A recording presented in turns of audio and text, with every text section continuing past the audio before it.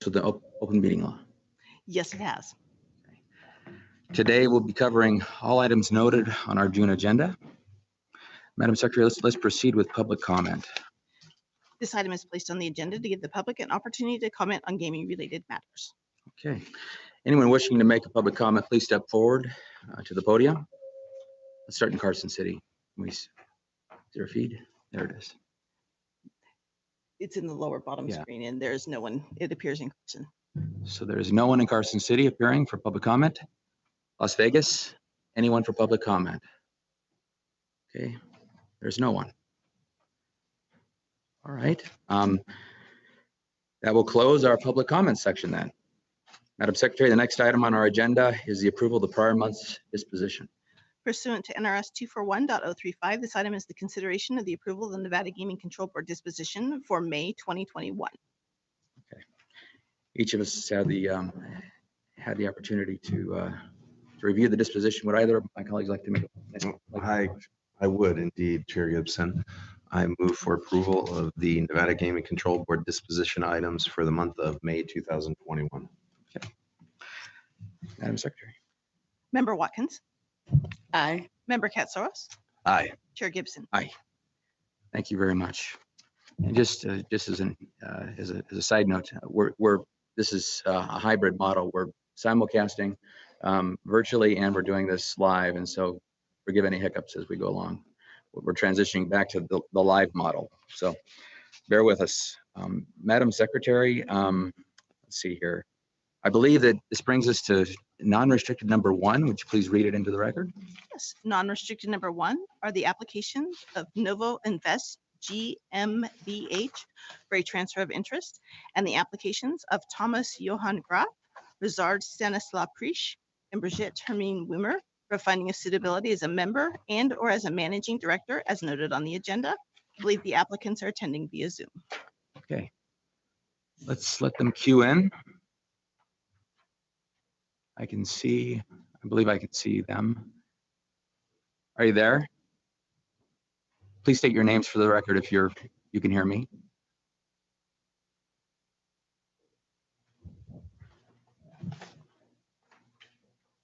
Welcome, and please state your names for the record. My name is Sabine Stoppel. I'm head of regulatory compliance for the Novomatic Group. Welcome. Okay. So are you going to speak on behalf of your colleagues, or can we hear from each of them as well? Yes, I'm speaking on behalf of them, but the transferees also present here with me is Thomas Graf, Richard Prisch, and Brigitte Wimmer. We are here today to respectfully request the approval for a transfer of interest on the level of Novo Invest GmbH and the approval for finding of suitability as members of Novo Invest GmbH for 3 transferees. And another item on today's agenda is the request for a finding of suitability as a managing director of Novo Invest GmbH for Brigitte Wimmer. Novo Invest is the ultimate controlling entity of the Novomatic Group and a registered holding company. Johann F. Graf, the transferor, is the sole beneficial owner of Novo Invest GmbH and wishes to assign a total of 20% of his interest in Novo Invest GmbH to 3 individuals, 10% to Thomas Graf, 5% to Richard Prisch, and 5% to Brigitte Wimmer. Okay. Thomas Graf is the son of Johann Graf and does hold several executive positions within the Novomatic AG Group, and he has been with the group for 30 years. Richard Prisch is a long-time and close associate to Johann Graf and managing director Novo Invest, and does hold several executive and non-executive positions within the group, and he has been with the group of companies since it was founded, so for more than 40 years now. Brigitte Wimmer is a long-time and close associate of Johann Graf and does hold also several non-executive and executive positions within the holding companies of the group. She has been with the group for almost 10 years now. All the three transferees are here today, and a waiver of appearance for Johann Graf, the transferor, has been filed and was thankfully approved by the board. And Mr. Graf very much regrets that he's not able to appear at today's meeting. The transferees and myself, we are more than happy to answer any questions you might have. Okay, thank you very much. Let's begin with, and you're probably the best person to answer this question, or one of the best. What has motivated this request for transfer of 20% interest? So Novo Invest is the ultimate controlling entity of the Novomatic Group, which was founded in 1980 and thus celebrated its 40th anniversary last year. In the course of this, and as part of a succession plan, Johann Graf, as sole beneficial owner of the group, decided to take the first steps towards a carefully designed generation change in order to safeguard the decades of positive development on a continuous basis in the form of a partnership. Through this transfer of interest, on the path of time and the specific selection of individuals of confidence, Richard Bresch, Bridget Wimmer, and the son Thomas Graf, particularly the unique family orientation of the business, as well as the focus on innovative technology of the Novomatic Group, should be preserved. Okay, thank you very much. Give us a chance, if you would, to hear from each of the individuals. So Mr. Thomas Graf, please introduce yourself. My name is Thomas Graf. I'm currently holding the position of CEO of GreenTube Interactive based in Vienna. It's a wholly owned subsidiary of the Novomatic Group, of Novomatic AG in Austria. And it is the interactive division responsible for the online part of gaming, meaning it is entitled to do B2B and B2C businesses, both in real money gaming and social gaming terms for the group. Okay, thank you. And how long have you held that position? I hold that position for approximately 10 years now. And before, I held the position of CTO for Novomatic, responsible for various areas of R&D, including IP, development of hardware and software for the entire group, and coordinating the various development hubs of the Novomatic Group. Okay, thank you, Mr. Graf. And Mr. Bresch. Yes. Please introduce yourself, state your name for the record. Yes, go ahead. If you don't mind, may I make the translation, because Mr. Bresch is not fluent in English? Oh, yes, absolutely, please. I can understand. Also, das erste, ich State your arbeite name, jetzt. state your name, please. My name is Richard Bresch. Yeah. And ich arbeite schon seit 1980 bei Novomatic. He's already with the group since 1980, so for more than 40 years now.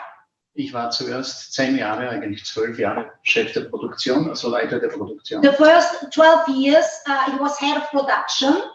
Ab 1992 wurde ich Geschäftsführer, Managing Director von Novomatic Industrie. Das war die vormals. In 1992, he became managing director of one of the Novomatic Group companies. Und seit 2003 bin ich Vorstand der Novomatic AG. And since 2003, he serves on the executive board of Novomatic AG.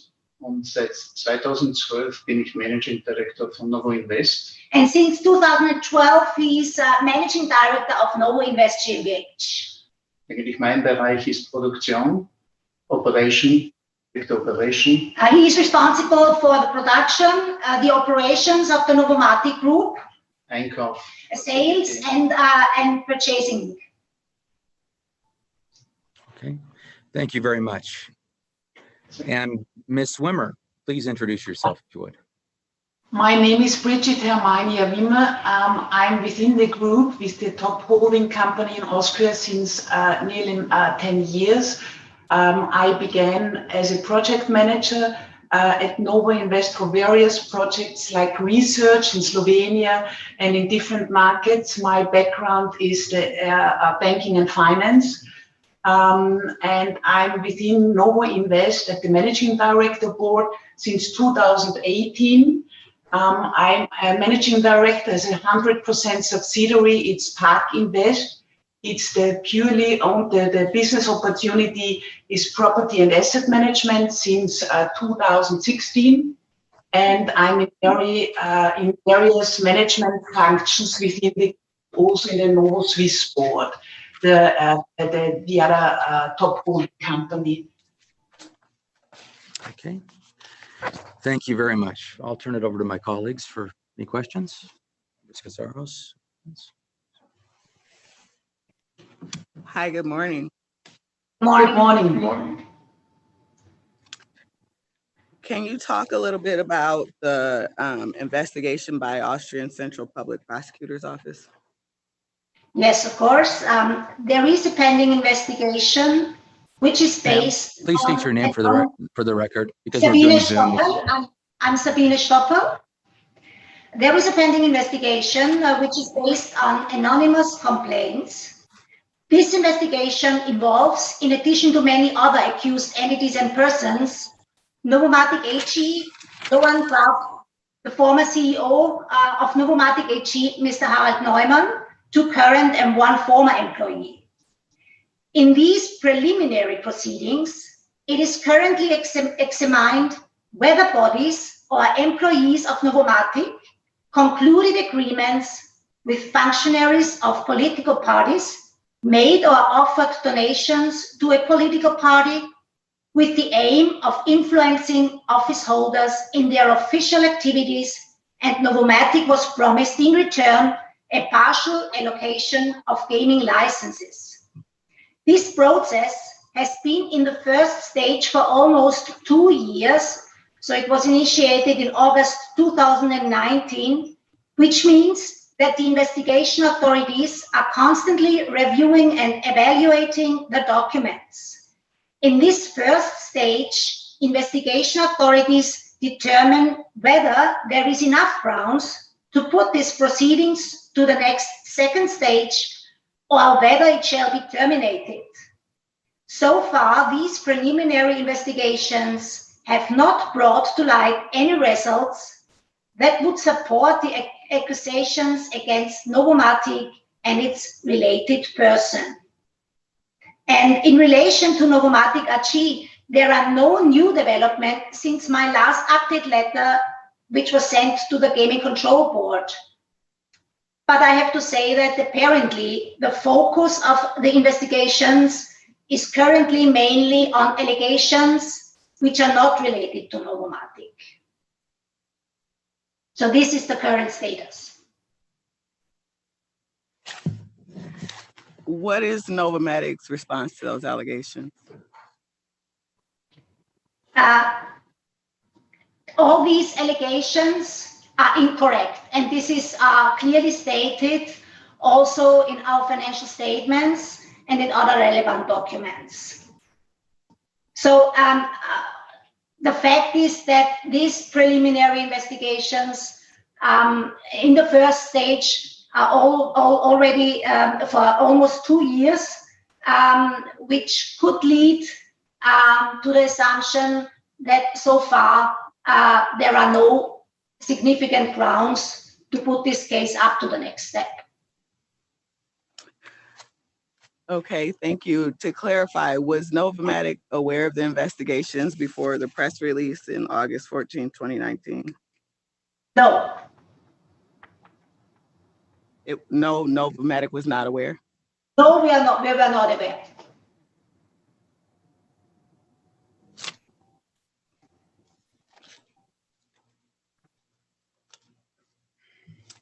Okay, thank you. I don't have any further questions on that topic.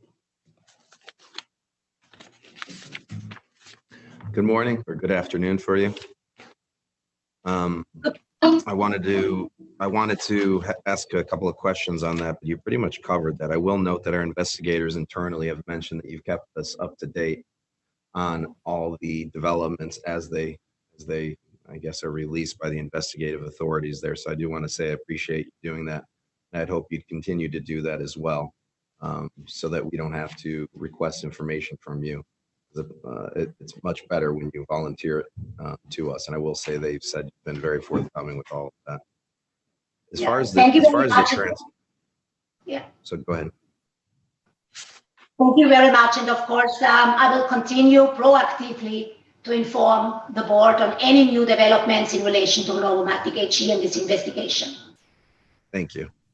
And then as far as the transfers are concerned, it seems to be very straightforward, but I did want to talk to Ms. Wimmer and Mr. Presh again, just to understand their roles. So is it accurate that between Ms. Wimmer and Mr. Presh, they are essentially running the day-to-day operations of the global company as it concerns land-based gaming?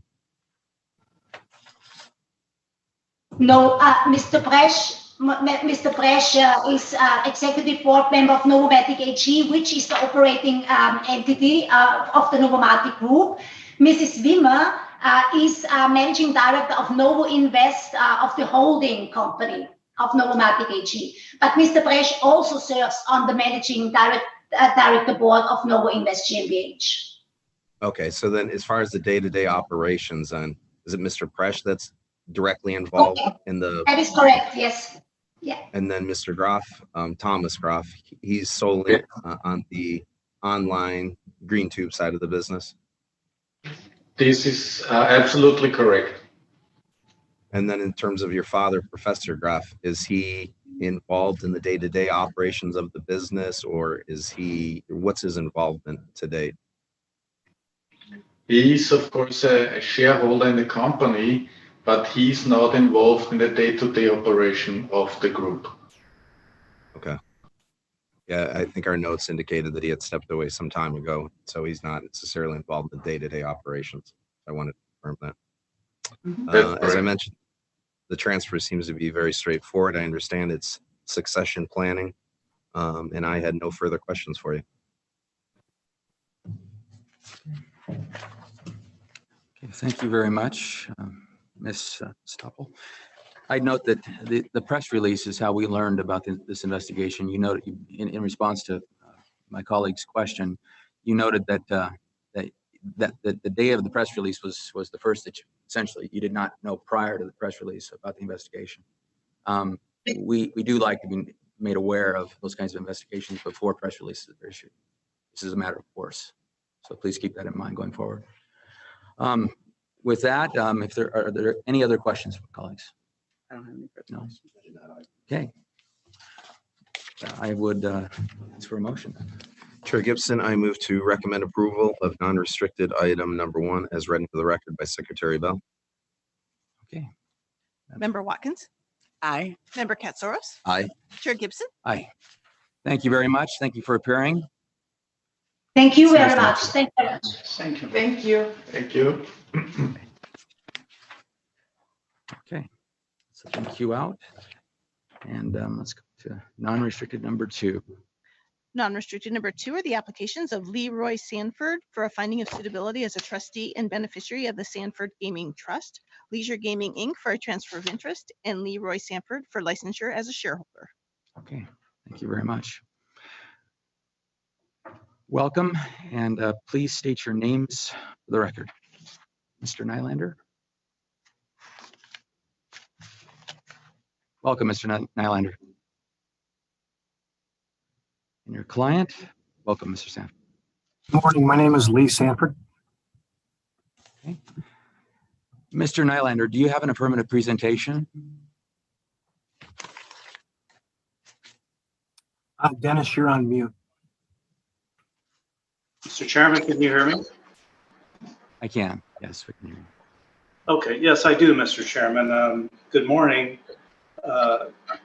Chairman Gibson, and also members of the board and Madam Secretary. My name is Dennis Nylander, for the record, with Kemper Kroll, and I'm appearing today on behalf of Lee Sanford, who you can see and hear. So I think we're good to go there. We want to thank you for allowing us to appear via Zoom today. We both are in Northern Nevada and certainly saves the expense of travel and time for us, so we appreciate that. I hope to see you in person soon, now that this is going to be, I hope, the new norm for the in-person meetings. But with your permission, Mr. Chairman, I would like to give a brief overview of the applications that are before you today. And, Please do. And then I will have Lee provide an overview of his background in as much as it's the first licensing event for him. And so I'm sure you would rather hear from him than me. So I will go ahead and go over the applications first, though, if that's acceptable Please to do. you. Go ahead, So, please, sir. yeah, what you have before you today is Lee's applications for a finding of suitability as a trustee and beneficiary of the Sanford Gaming Trust. That trust holds 17.5% of the shares of Leisure Gaming Inc., which is a Nevada licensed slot route operator, one of the oldest sort of originally family-owned slot route operators in Nevada. We're also seeking for approval for Lee to transfer that stock out of the trust in his capacity as a trustee, assuming we have a favorable recommendation today. He is the beneficiary under the trust. So consequently, we also would ask for your approval to find him suitable as a shareholder. And so those are accurately reflected on your agenda today. By way of background, Lee is the son of William Sanford, who originally established the trust to hold his equity in Leisure Gaming. The trust was originally approved by the commission in 2016. I'm sorry, 2006. My apologies. So the trust provides that upon William's death, his spouse, Patricia Sanford, became the trustee and beneficiary. So she was approved by the commission in those capacities in August of 2017, after William passed away. So under the trust, and specifically Article 3B of the trust, provides that upon Patricia's death, the trust assets be distributed to Lee.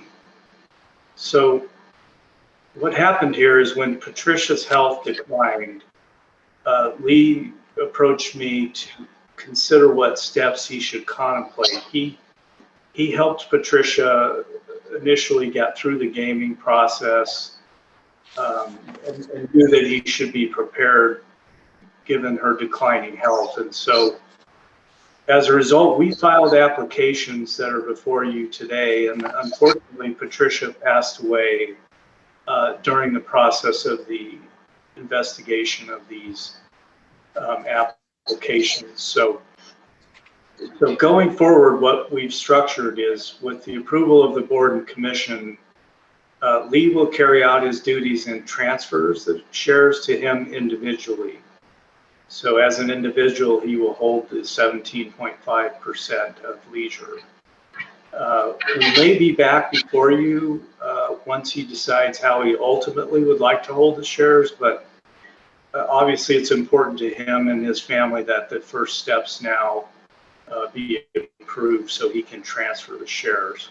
Lee has not had any role in the operation of the business, and he does not intend to.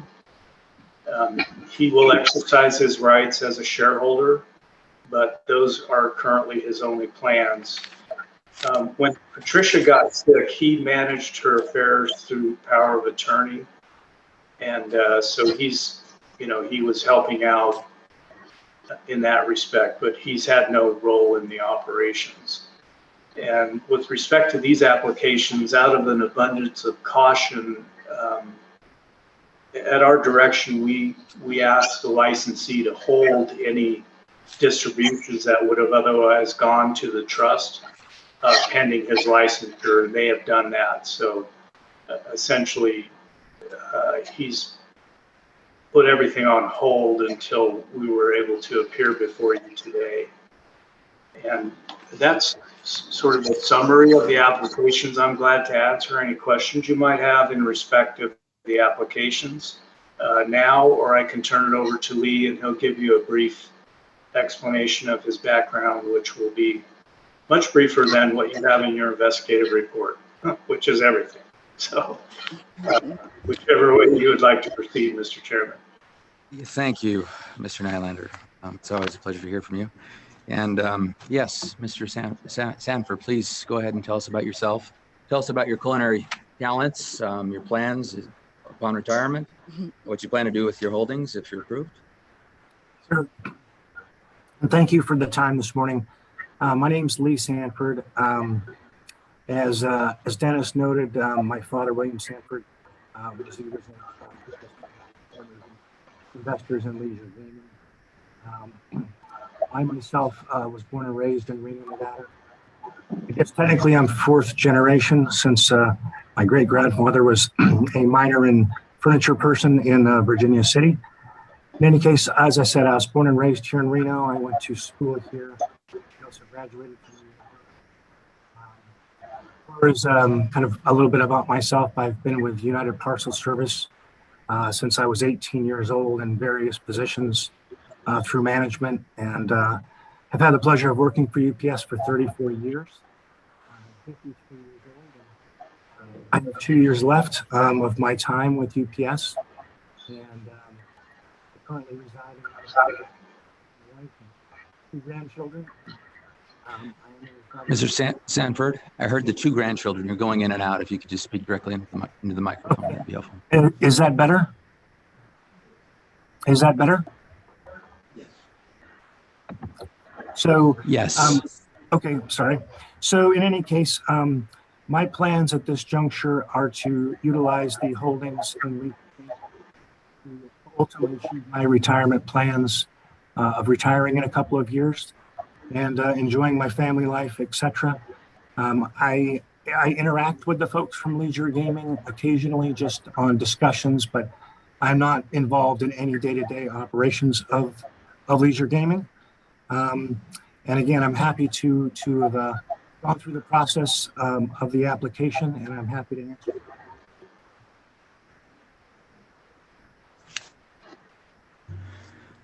Okay. Thank you very much. The last bit we missed, but I think it was a thank you. So thank you. So yes, Mr. Nylander noted as people look at this agenda, this item, it's unusual. It's structured unusually, but that's because of the circumstances associated with the death of Patricia. So we have an application for a FOS, an FOS for a trustee beneficiary of a trust, and then application for transfer of interest directly to Mr. Sanford, and then application for licensure. Sure. So I don't have any questions except to just note that 34 years at one company is remarkable, and a goal of 36, that's almost as long as Dennis Nylander served on the Gaming Control Board. So Ouch. I'm kidding. He's a distinguished member, and I would note that Dennis, I have great respect for. I was the general counsel of the governor, Mr. Sanford, and while I was in that role, he asked me to put together a board to regulate cannabis. So I structured a cannabis compliance board, and Mr. Nylander stepped up and joined that board and has turned that into a really top-notch operation. So I owe Mr. Nylander a debt of gratitude. He's an outstanding baton. So I'll leave it at that. I'll turn it over to my colleagues. Good morning, Mr. Nylander, Mr. Lee. Mr. Lee, you were cutting in and out a bit, so I just wanted to confirm a couple of things. Your intention for this investment that you're going to hold, assuming you got to get approval here, is to be a passive. Is to be a passive investor. We're getting a little feedback. Yes, that is correct. My intention is to be a passive. It'll be a passive investment for me. And this is your first time being licensed? Yes, that is correct. And you're currently at UPS. You've been there a number of years, as was just mentioned. I will note in your background, our investigators did not note of anything concerning in terms of your background, so that came back clean. I do want to also say my condolences on the passing of your mother. But with that, I didn't have any other things to confirm. It's a very straightforward transfer, and I didn't have anything else. Thank you very much for your appearance here today. Thank you. Okay, Ms. Watkins. Good morning, Mr. Sanford and Mr. Nylander. Good morning. Mr. Sanford, I don't have any concerns. The application is straightforward, and I just wanted to say I'm sorry to hear about the loss of your stepmother, and thank you for appearing today. Thank you for your comments. I appreciate them. Okay, with that, I have no further questions, and as noted, good background, clean background, 34 years at one company, from driver all the way up to esteemed position now. So congratulations on all that, and your plans post-retirement. I would ask for a motion if someone would make one. Indeed, I move to recommend approval of non-restricted item number 2 as read into the record by Secretary Bell. Member Watkins? Aye. Member Katsaros? Aye. Chair Gibson? Aye. Thank you very much. Thank you for appearing, both of you. Good luck. Thank you very much. Mr. Chairman, if we could, I'd like to thank the staff too, Senior Agent Chamberlain as well as Supervisor Moyle.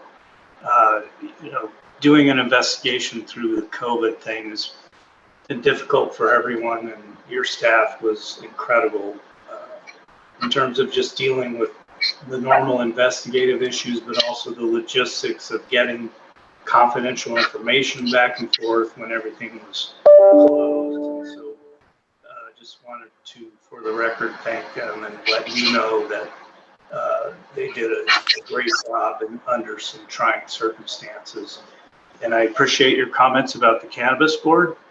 We've made tremendous progress, but if you get bored with gaming, we could sure use your help. Thank you, Mr. Nylander. It's always great to see you. Thank you. Take care. Okay, Madam Secretary, let's let them queue out and let's move on to item number 3. The next item is non-restricted number 3, which are the applications of Raymond Paul Pignol for a finding of suitability and or licensure as an officer, key executive, and manager for Mohegan Tribal Gaming Authority, doing business as Mohegan Gaming and Entertainment, MGNB Holding LLC, and MGNB LLC, doing business as Mohegan Sun Casino Las Vegas, as noted on the agenda. Welcome. Thank you, Mr. Chairman. It's good to see you. Member Katsaros, Member Watkins, Madam Secretary, Mark Rubenstein of the law firm of Reed Rubenstein and Bogatz. Pleased to be the first person appearing in person in front of you and wearing pants. With me is the applicant, Ray Pino. If it would please the board, Mr. Pino has some opening remarks, and then we'd be prepared to answer questions. Please. Thank you, Mark. Welcome, Ms. Pino. Good morning. Chairman Gibson, esteemed members Katsaros and Dr. Watkins. Madam Secretary, good morning. My name is Ray Pino, and I am the CEO of Mohegan Gaming and Entertainment. I want to first thank you for taking the time to consider my application for a gaming license in the great state of Nevada. I recognize that approval of a gaming license is a privilege, and I take that responsibility very seriously. A little bit about myself. I have been with the Mohegan Tribe since February of 2001, starting as legal counsel for the tribe. I was fortunate enough to be able to work on important transactions such as debt refinancing for the casino, as well as the purchase of the WNBA franchise, the Connecticut Sun. I first joined the casino in 2005 and have steadily worked my way up through the organization, including holding numerous roles at our flagship property over the years, including several years as the president and general manager of Mohegan Sun, Connecticut. In July 2020, I was promoted to Chief Operating Officer of Mohegan Gaming and Entertainment. At the end of March 2021, I became interim CEO when Mario Contramarcos resigned, and just this past month, my appointment as CEO became permanent. So now I come before you seeking approval for a gaming license in my capacity as the company CEO, although my application was submitted as a COO, as the appointment of the COO was only recently completed. I feel blessed and fortunate for all of the opportunities the Mohegan Tribe and Mohegan Gaming Entertainment have afforded me over these 20 years of work with the organization. In my current role, I am responsible for the strategic direction, development, and growth of our enterprise. We are currently undertaking some significant projects with our international expansion, as well as the introduction of digital gaming, including sports wagering and iGaming in Connecticut, the state where our corporate headquarters are located. On a personal note, I'm a happily married father of 3 children, all of whom will be attending college this fall, residing in Glastonbury, Connecticut, in the same home my wife and I had built in 2006. I have lived in Connecticut my entire life and have completed all my education at Connecticut institutions, doing my undergraduate work at the University of Connecticut and completing my law degree at Quinnipiac University. Finally, I would like to take a quick moment to address a disciplinary matter we've agreed to settle involving our Nevada property and stemming from incidents that occurred in the night of our opening. As leader of the organization, I take full responsibility for the lapse of judgment and failure on the part of our team to uphold the standards of the Gaming Control Board and the state on the date in question. There is nothing more important to me and our organization than the safety and security of our team, guests, and the community, and I recognize there's no excuse for this behavior. However, I want to assure the board that this is not who I am as an individual and not who we are as an organization. We take the concerns and violations that were raised very seriously, and after becoming aware of the incident, took immediate remedial action. I would like to sincerely thank the board for being fair in their handling the complaint and settlement proposed. We hope the commission will agree with the stipulation so we can put this matter to rest. Thank you again for your time this morning and your consideration of my application for a gaming license in the state of Nevada. Thank you, Mr. Carano. So you were general counsel to this tribal entity, is that correct? I'm sorry, Chairman. You served as general counsel to this entity? No, I've served in multiple roles within the organization. I was chief administrative officer, who the general counsel appointed to back in 2008 or 9. I originally joined the organization on the gaming side. Originally, I was a in-house legal counsel with the tribe. I moved to the gaming entity in 2005 as chief administrative officer. I reported to the general counsel of the tribe at the time of my joining the organization. Okay, wonderful. All right. So one of the questions that's sort of out there is the sort of precipitous departure of your predecessor and your interim status, which is now a permanent status, I understand.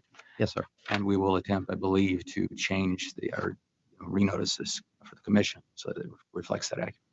Thank you. But could you speak for a moment about the circumstances surrounding the precipitous departure of your predecessor?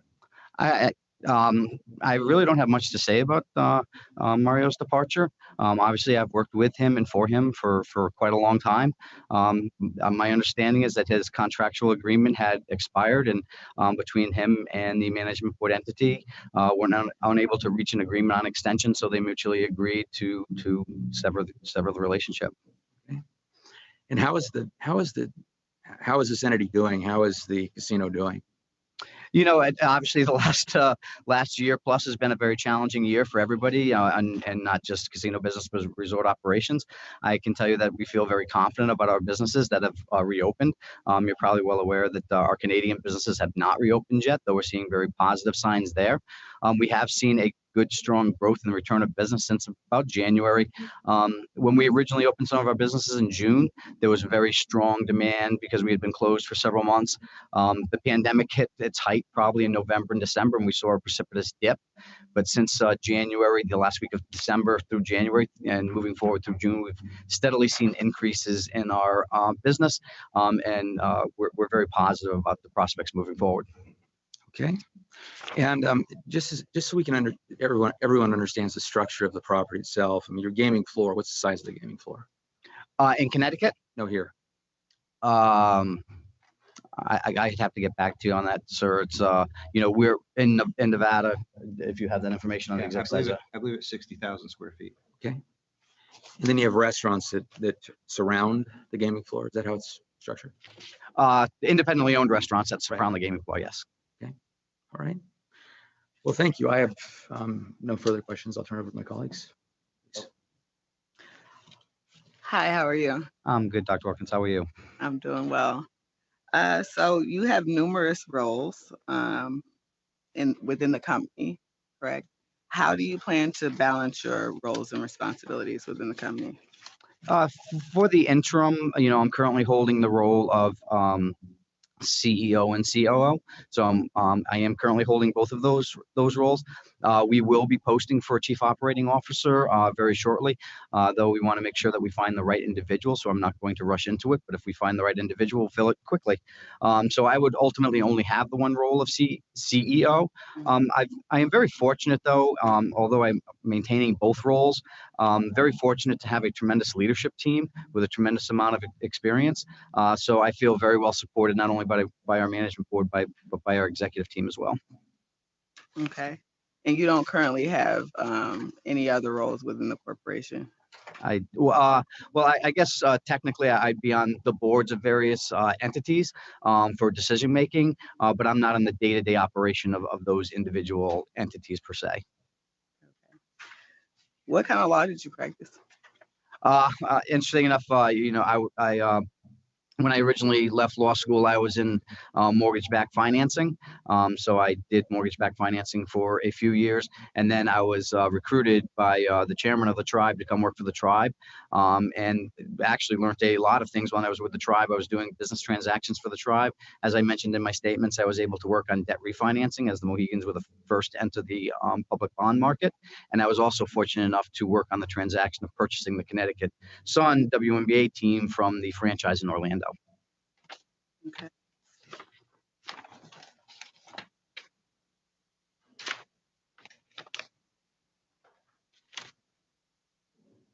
Do you have any plans on living in Las Vegas or purchasing a residence here?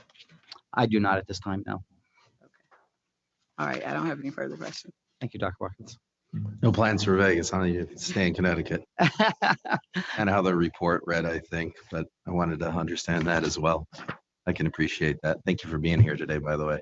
You are the first. I wanted to mention that, Mr. Rubenstein. I wasn't going to bring anything up about pants, but I did want to note it's kind of a notable moment, the fact that we're trying to get back to normal here. You guys are the first. This is your first time being licensed here as well, correct? It is, and thank you for your consideration. So as far as your relationship with Mr. Contamaricos, then, did you directly report to him previously? I did. He was CEO. And when I was COO, I was directly reporting to him.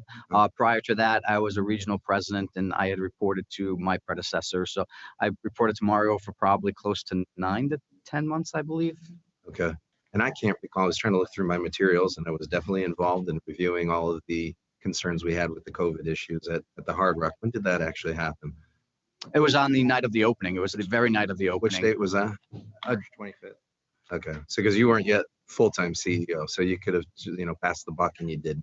But there's no passing the bucket. No, understood. You were still interim, and I think at that point, if my materials are correct, though. But no, understood. That was obviously that's been a challenging year for everybody. We've tried to take a very steady and firm, but level, even-handedness across the spectrum of the gaming industry here. And I appreciate your comments on that, because I did want to get it on the record at least. So I agreed with what you said. So hopefully we can move on from that, have a reoccurrence there. In terms of the operations, now you mentioned the Niagara properties right now. Those are the only ones that are closed currently? Correct. Okay. And then in terms of, because you're talking about Mr. Contamaricos, I wanted to understand that relationship too, because the vision that you have versus what he may have had of the company, you've got a sort of broad reach now that you guys have expanded outside of Connecticut, Niagara being a couple, but you've got across the U.S. You're looking internationally too, developing out in Korea. There's plans for a new property in Athens as well. Do you have any?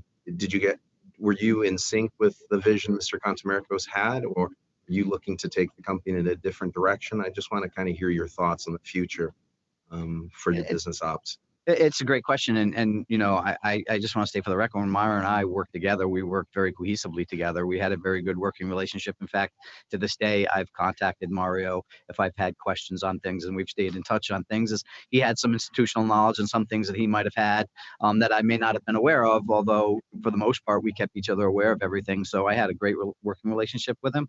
On a move forward basis, we have a lot of things on our plate, I would say right now. My initial assessment in the short period of time I've been in the CEO position is, I was talking to some of our executive team, and there's maintenance, there's development, and then there's improvement. We seem to be heavily weighted towards development right now, and I'd like to get a few of those cleared up off our plate before we go add any more to it. I do anticipate that in the future that we'll continue to look at opportunities as they make sense for the organization, but don't want to overburden the organization with too much development, and let's get some of these cleared up and moving. Okay, so is it safe to say that between yourself and Mr. Contamericos, you guys were running the ship anyway, and so it's almost business as usual, perhaps? He pulled me in for everything. We collaborated on everything, so I don't see any great departure from the vision that Mario had originally set out. Okay. And then you mentioned Connecticut. We did have some what development there with regards to sports betting and with regard to iGaming now being legalized. You want to talk about that? Sure. That was a collaboration between the three governments, the Mashantucket Pequot tribe, the Mohegan tribe, and the governor of Connecticut. They collaborated on legislation that was mutually agreeable to the three organizations. The legislatures, the House of Representatives and the Senate just recently passed that. There does require compactual amendments that are required to be submitted to the federal government for approval. That could take up to 45 days. We, as I'm sure the Mashantuckets, have been working in the background as we had anticipated that this day would come on working for implementing digital gaming in Connecticut. And when I talk about digital, I mean not only sports wagering, but casino, iCasino, and also free-to-play site as well, and providing a 360 experience for our guests.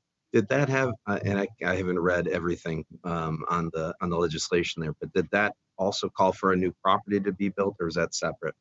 The new property that was proposed was several years back in East Windsor. That legislation actually calls for that property to be delayed for at least 10 years. Okay, so that's separate and distinct from this. Correct. As far as the legislation is, does it envision that the two tribes would have their independent operations, or is it a joint? Because the East Windsor one seemed to be a joint one, and I'm not sure what this legislation says. Yeah, that's a great question. There's actually, from a sports wagering perspective, there are three operators. As part of the negotiations with the state of Connecticut, the tribes agreed that despite their exclusivity, they would allow the lottery to offer mobile sports wagering. From an iCasino perspective, there'll be two skins, and only two skins, one by each of the tribes. So 3 ops for sports betting, 2 skins for iGaming. Yes, sir. And then you'd operate it respectively from your own tribal gaming. We would be competitors. Exactly. I don't know that I had anything else here. I did want to get an overview. How's the development going in South Korea right now?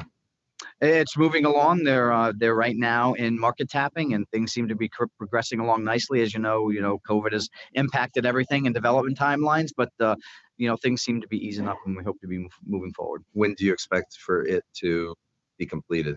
The current projected timeline is mid 2023. 2023. Okay, and it's out by Incheon? It's right. It's actually the property is attached to the airport, the Incheon airport. So are you tapping into the local market there as well as trying to get into tourists? Local market is not permitted for gaming at the property, so it's a foreigners only casino, but it'll have many other amenities that would tap into the local market for entertainment purposes and shopping and other things. Okay. And then as far as the development in Athens, is that still moving forward as planned?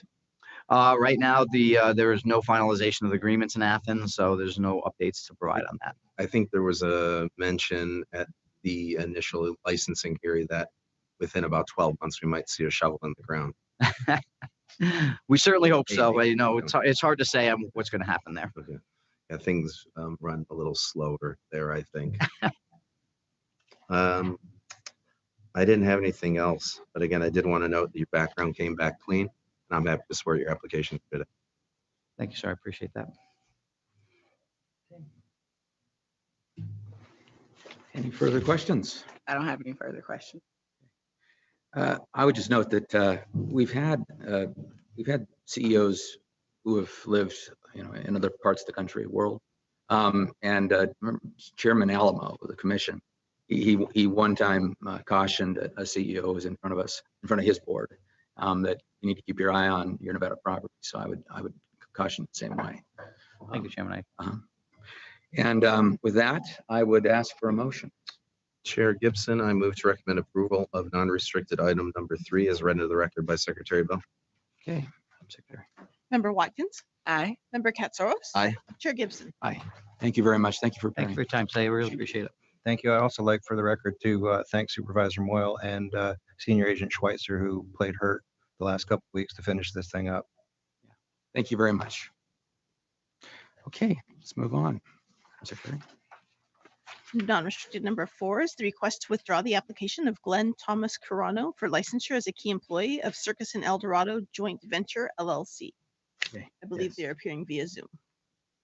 Yes. Good morning. Welcome, Mr. Burnett.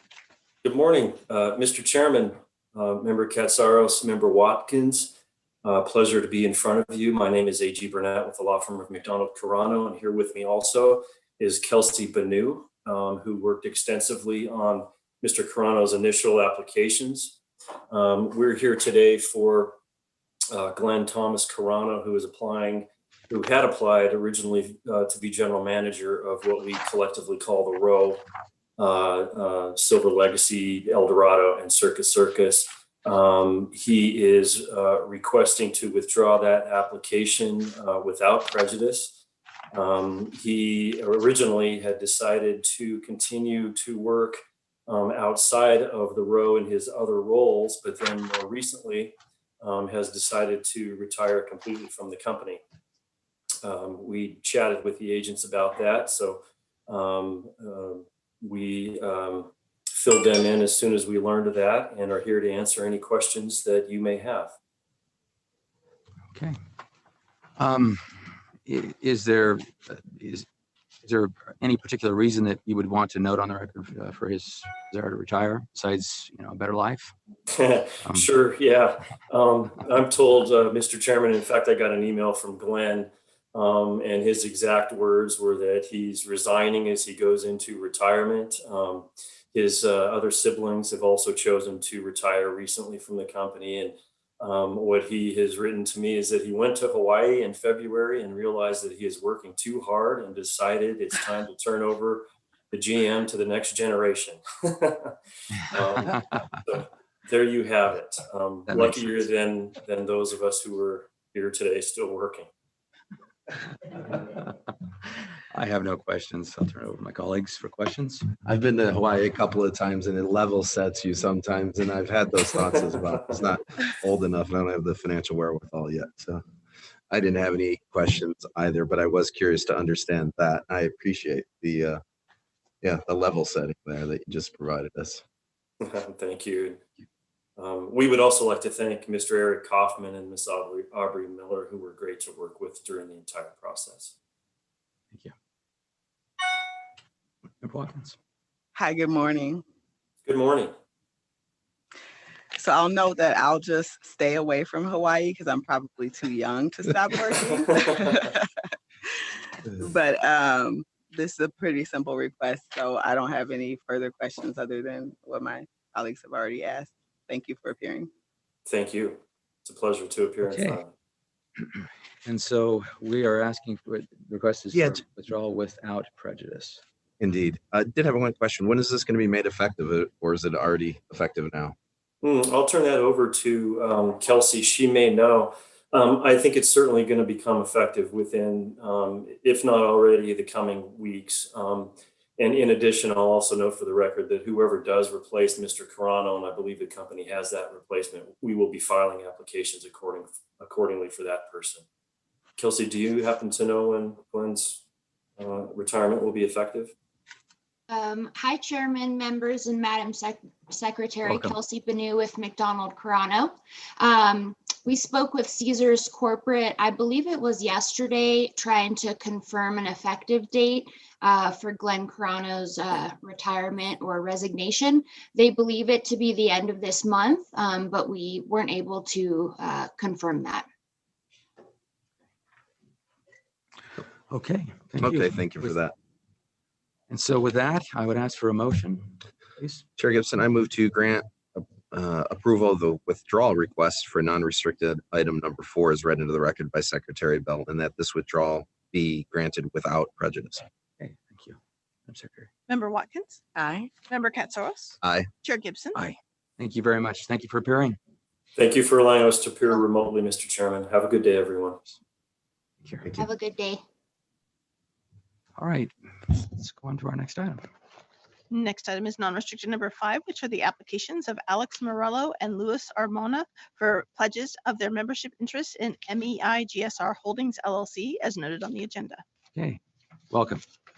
Please state your names for the record. I'm Alan Stoller, Chief Financial Officer of Morello Group. Michael Longi, Executive Vice President, CFO, Morello Gaming.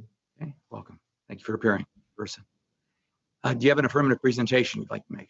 Not too formal, but I'm here to seek approval of the pledge of the membership interests in the Grand Sierra Resort to Bank of America as part of a loan package that was closed on December 29th, 2020.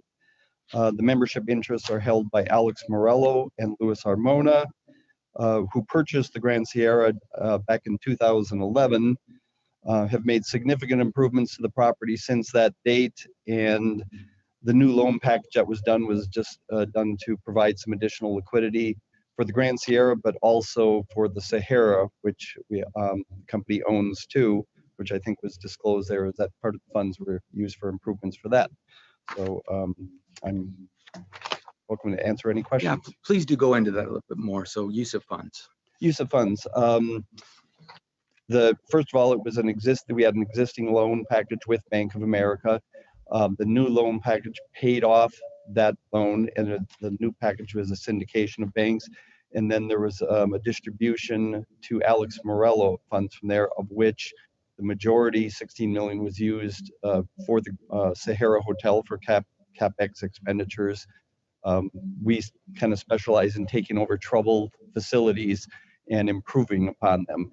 Grand Sierra is doing extremely well at this time, and Bank of America agreed that we could up the finance package to allow for this distribution to help both Sahara.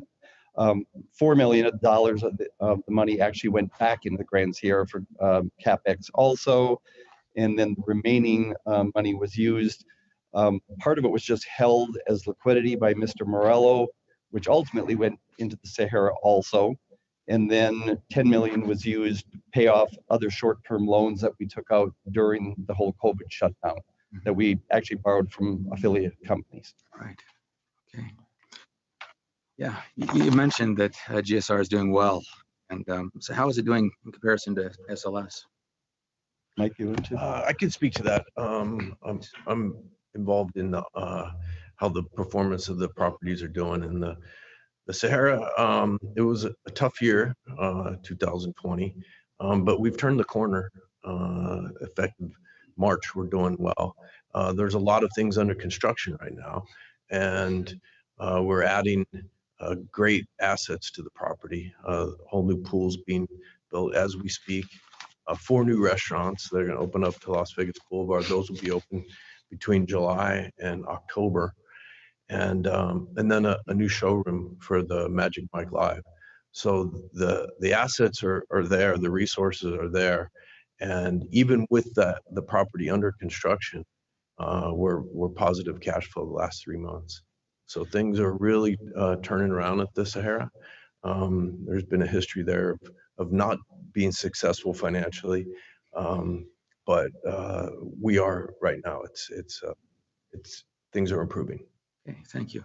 So historically, what is the market? I mean, where does the market segment for SLS come from? The fly-in market, drive-in market? I mean, well, it was fly-in market. The drive business has been strong March, April, and May. Convention business, once we turned back into the Sahara, we're so close to the convention center. That was really strong for us in 19, heading into the pandemic. The convention mix is strong, but we're seeing more casino mix in the hotel now. So we got to balance that. We only have 1,600 rooms, so we can't be a convention dormitory, so to speak. So we're mixing that with a lot of casino rooms as of late, building our loyalty program at the Sahara. Okay. Thank you very much. Appreciate the presentations. I will turn over to colleagues for questions. Good morning. Thank you for being here today. So it was good to hear on the ops at the SLS, and you're saying the last 3 months you've seen that uptick come back. And are you looking at advanced bookings to? Are you assuming that's going to continue with the advanced bookings that you're seeing as well? It will. The advanced bookings are strong. The booking window has improved over the last 3 months as well. It's a longer period, which means flying business, which means better customer coming back. And yeah, the business looks strong through the summer and into the fourth quarter. So. Do you have visibility right now to what conventions you're going to be seeing too? Because I imagine the way where you're situated at on the Strip, you are a benefactor of all the conventions, particularly the growth that's come with the convention center down directly to the Strip. Yes, it's quite a benefit for us, and we are seeing as the conventions book citywide, we're getting that business as well. Okay. Yeah, especially in 2022. What's the view on the conventions right now? Frankly, I haven't read as much as I'd like to understand where we're at in seeing those conventions come back. I did know the G2E is back on the books, and just anecdotally, I've heard a lot of buzz within the industry of folks looking to come over from overseas as well. So that was really encouraging to see. It is. That's a good one. In the world of concrete, we saw good business there. And some of the smaller ones are coming back before the larger ones, and we're doing well in that area as well. We did hear some other operators provide some information that during COVID, what they found is that they were able to, of course, recalibrate their operations, et cetera, but they were also able to tap in more to the local market that they wouldn't have normally done previously. Have you seen that as well? Yes, SLS? To a certain degree, we have decent baccarat business, and that's more local than it is anything at the Sahara. But we don't rely on local business, not particularly at the Sahara. Okay. And then in terms of the development, I didn't quite hear everything, but you said you're building a few new restaurants. Is there a pool you're built, a new one being built? Yes, a new pool that's quite extensive in the middle of the property. We're spending a lot of money on the pool. It'll be quite a draw and quite an attraction. When you say in the middle of the property, I go into the hotel up a few floors, or are we talking on the ground level? Ground floor. To the south of the Casbar Lounge, which is the main part of the casino, but north of the garage. So it really, the property kind of encircles it. Okay. Quite a draw. It's the existing pool, it just has been completely dug out and brand new pool facilities put in the same place. Oh, nice. Tell you where it was. And if we shift over to the GSR, been strong. You mentioned. Yeah, the GSR has been doing great business, even at the reopening in June of 2020. I drive by on the highway and I can just kind of look over to the right as I'm going north to just look at number of cars at least. And it seems to be very strong there. Opening weekend in June was the highest slot handle in the history of GSR. And the results last year were just shy of 2019. And this year will be double bottom line results of 2019 or 20. So GSR is hitting at all cylinders. Sahara is doing very well, be very profitable this year. Mr. Morello believes ultimately it will surpass GSR. So doing very well both. You had mentioned at your opening statement that that what's in your wheelhouse is that you take a distressed property and make it profitable. I think you can firmly say that with the GSR without a doubt. What you guys have done with that property over the last number of years that I've seen, it's night and day. It's been incredible. Where's that coming from? Is that from Bay Area? All the traffic at GSR and all the play, is it primarily there? Primarily. Okay. Drive business from the Bay Area. Drive business. And a deep loyalty program. Yeah. That concert venue too, I know, is a huge draw for the locals at least too, and perhaps even wider out to California as well. That's correct. And we've got concerts coming back. So yeah. And that's one of the great things with the results too, is obviously we haven't been fully open yet with the buffets, the restaurants, the concert hall, the nightclub there. So it's just getting better. Yep. In terms of the application here, it's very straightforward. A couple of pledges, some new financing. Looks to be shoring up your finances in a better manner as well. I didn't have any questions, I believe, on that. No, I didn't have anything else. Thank you very much for the exchange here today. And thank you very much for being here. Thank you. Thank you. Hi, good morning. Morning. How are you all doing today? Thanks. Good. Okay. I just wanted to give you an opportunity to comment on some of the concerns raised in the athletic article. If there's specific concerns, I can address it in general. Again, I mentioned we take over troubled businesses. That's what we do. We're fairly good at it, but when we do that, it's a hard experience. Sometimes not everybody is happy. There's employees that don't stay with us or that we don't keep. There's vendors or contracts sometimes renegotiated. And the whole Atlantic article, that came from an anonymous letter. We presume from a former employee, we don't know, but an anonymous letter was written to both the NHL and to the Atlantic. And as a result of that, then Seyfarth Shaw was mentioned in there. The NHL and did it right when they got concerns raised. They expressed to us, we're going to make sure, we're going to check into this. So they engaged Seyfarth to come into it, look into the allegations. One of the allegations there was sexual harassment.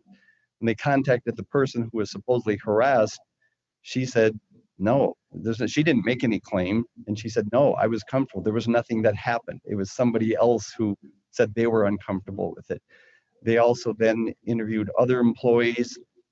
Some negative comments came out. Ultimately, nothing happened. The NHL didn't even give us a report back. It just closed.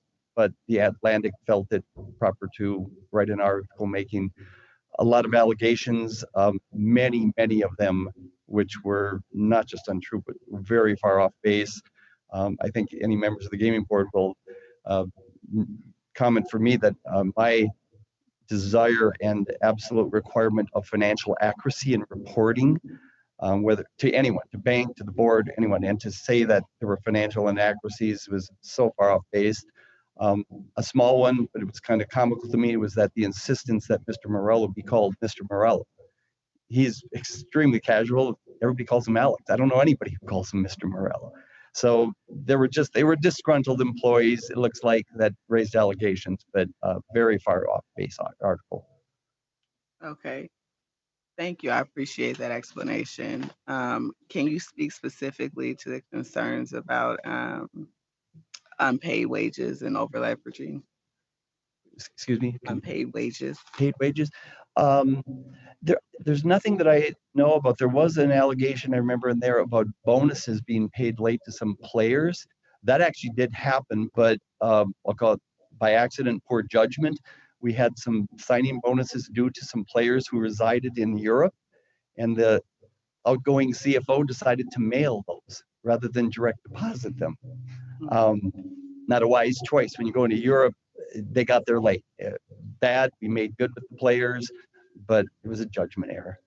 But other than that, I don't know anything that was paid late or anything with it come to wages, any kind of payroll issues. Okay, and the concerns with over leveraging? Over leveraging on in general, our finances? Yes. I can't speak really specifics. I'm not sure what they're talking about. As a company, we're not over leveraged. I mentioned to some of the agents, I think that in general in our company, we stay very low leveraged. When we take over a troubled business, it will appear over leveraged because when you do bank ratios on negative EBITDA, that's pretty highly leveraged, whatever debt you have. We do that. We work with existing debt until we can get it back on its own stride, as we're doing here with between GSR and Sahara. In general, we keep our leverage, we believe, around 40% range of market value. There was some base, and I'm not sure if it was mentioned in that article too, about the Atlanta Hawks deal many years ago, that there was concern there too. And I was part of that. I've been with the company 12 years, and that was not what killed the deal. We had a deal with the Atlanta Hawks, with the then current owners, and it went up to the commissioner's office, who changed the deal significantly, increased the purchase price 20%. Alex has very great discipline on knowing his purchase price, and if you exceed it a little bit, he says, I'm not interested anymore. The problem is that when we were buying the Hawks, that was right after the New Orleans Bobcats went bankrupt, and the other 30 members all had to chip in to keep it afloat, and the league was very sensitive to positions, and they particularly didn't like single owners of teams, and they wanted us to take on a partner. We don't have partners. We're all internal, Alex Morello and Louis Armona. They increased the purchase price for their comfort, and Alex said, thanks, but no thanks. I'm out of the deal. Okay. I really appreciate those explanations. Thank you for putting them on the record. Thank you very much for answering those questions. I would just, I would note that compliance is very important. It's critical to us.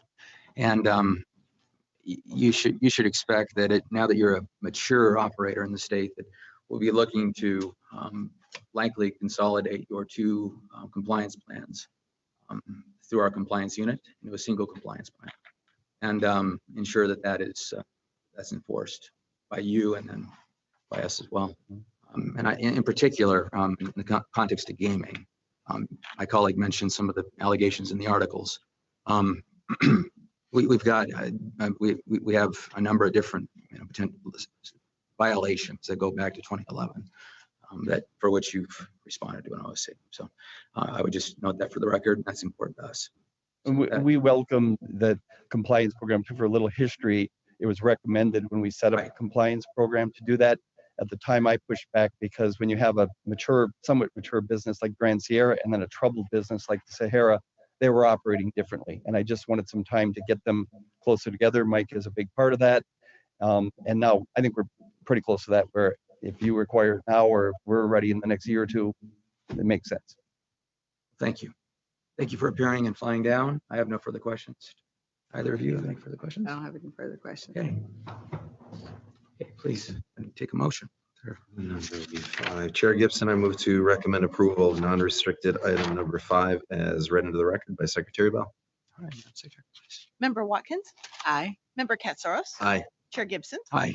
Thank you very much. Thank you. All right. And with that, let's move on to some of our, well, to two of our more interesting items of the year. Your next two items are non-restricted number 6 and 7. Non-restricted number 6 is the application of Agricultural District number 13 for awarding of race dates, and non-restricted 7 is the application of Elko County Fair Board for awarding of race dates, both as noted on the agenda. We have Supervisor McIntosh and Deputy Chief Russ Neal of Enforcement appearing via Zoom. Okay. Hello, are you there? Let's let them queue in.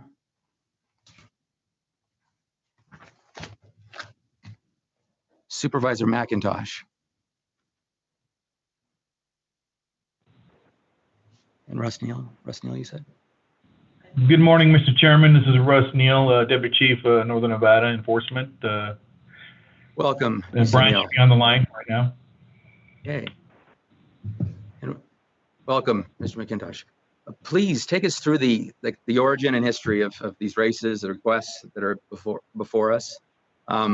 Much of our Las Vegas audience won't know what these are, and won't even know that this part of the gaming industry exists in Nevada. So take us through some of that, if you would.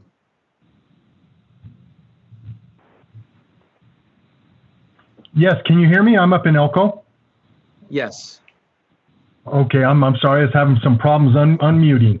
Could you repeat that, please? I'd be happy to. Take us through these items, if you would, and provide some context, just so that everyone watching and everyone here can understand what the nature of these requests is. Okay, all right. In 1993, the Nevada Gaming Control Board assumed the responsibility of live horse racing in Nevada from the Racing Commission. Since that time, the entities back then, which included 3, currently we only do 2, initially Winnemucca, the Winnemucca Convention and Visitors Authority, they would request race dates for parimutuel mule racing down in Winnemucca. They ceased operation in 2013. Currently, the Ag District number 13 down in Ely, White Pine County, and the Elko County Fair Board up in Elko, they request approval through the Gaming Control Board and the Nevada Gaming Commission to conduct parimutuel horse racing normally 3 weeks out of the summer. Ag District 13 down in Ely, they request dates for the 3rd week of August, and traditionally race a Friday, Saturday, and Sunday. 6 races on Friday. They try to fill 10 race cards on Saturday and follow up with 6 races on Sunday.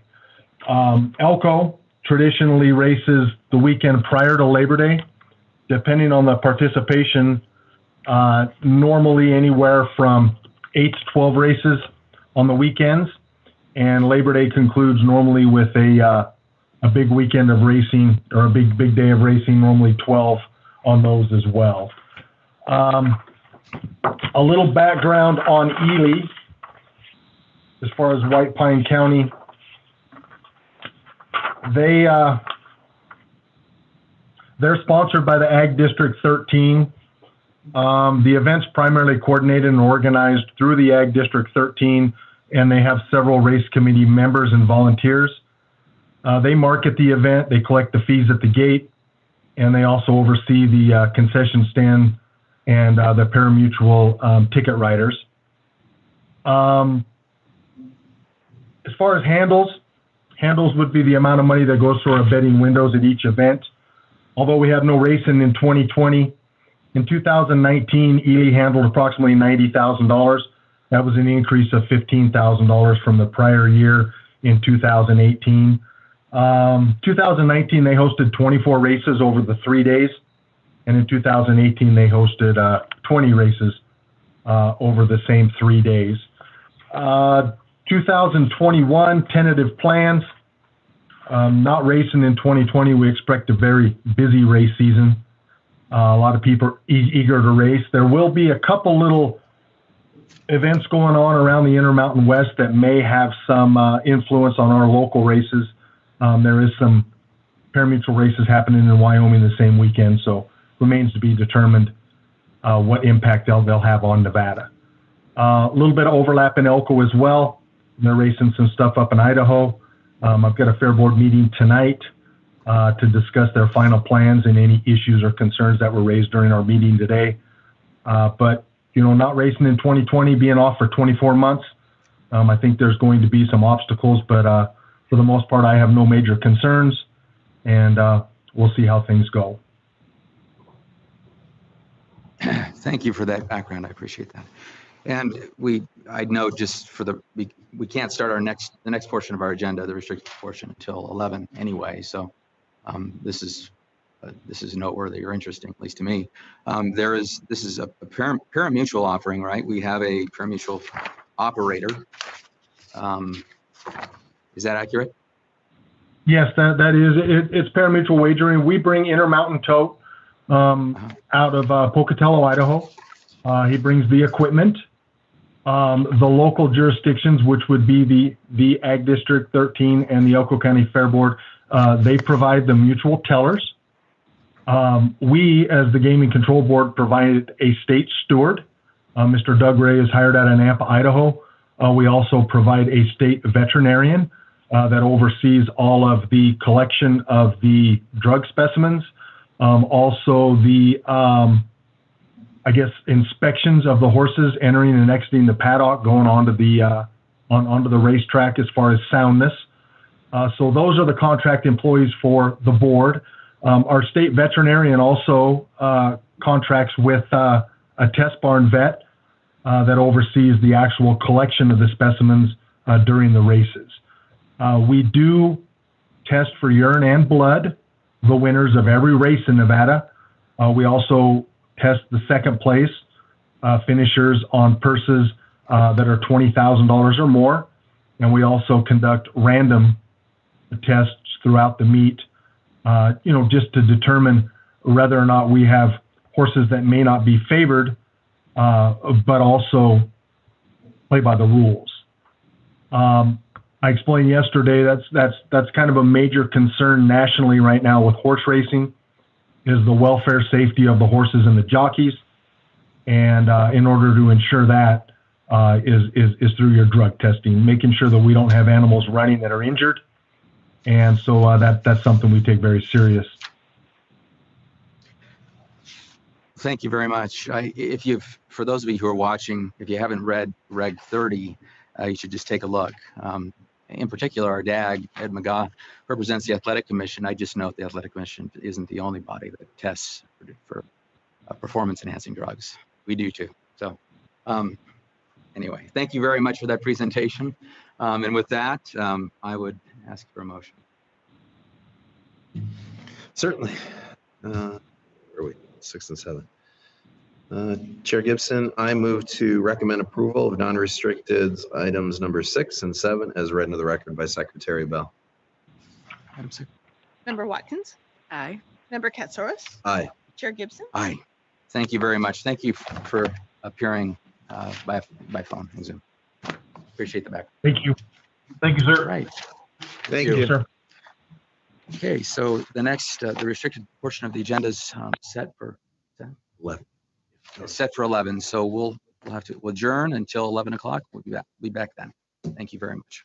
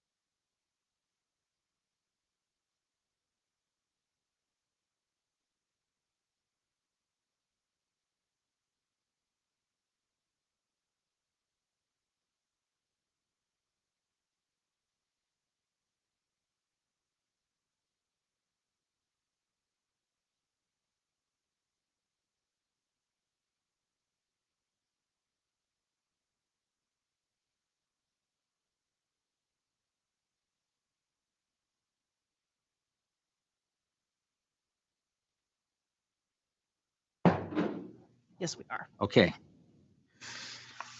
Let's start first, Madam Secretary, with our restricted consent agenda. On your restricted consent this morning is restricted number 1, which is the application of Local LLC doing business as Old Southwest Social House for restricted gaming license. Restricted 2 is the application of JHM Horizon number 1 LLC doing business as Horizon Market and Gas for restricted gaming license, in the application of Jerry Hamika for licensure as sole member and manager. Restricted 3 is the application of Parkway Las Vegas LLC doing business as Parkway Tavern for a restricted gaming license, and the applications of Parkway Management LLC and Jonathan Fine for licensure as sole member or manager. Restricted 4 is the application of Parkway Decatur LLC doing business as Parkway Tavern for a restricted gaming license, and the application of Parkway Management LLC and Jonathan Fine for licensure as sole member and manager.